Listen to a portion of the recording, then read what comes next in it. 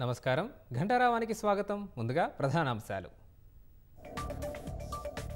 లోక్సభ ఎన్నికల్లో మెరుగైన ఫలితాలపై కాంగ్రెస్ గురి నేడు భువనగిరి పట్టణంలో ముఖ్యమంత్రి రేవంత్ పర్యటన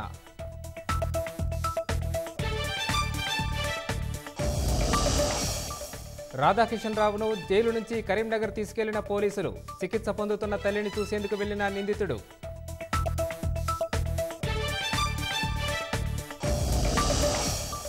రేపు మణిపూర్లోని 11 పోలింగ్ స్టేషన్లలో రీపోలింగ్ ఈవీఎంల ధ్వంసం కాల్పులు ఆరోపణలతో నిర్ణయం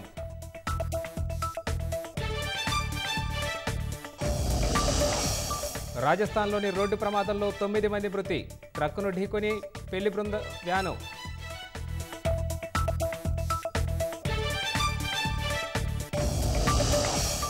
హైదరాబాద్లో కృత్రిమ అతి శీతల ప్రాంతం ఏర్పాటు వేసవి తాపం నుంచి సేద తీరేందుకు స్నో కింగ్డమ్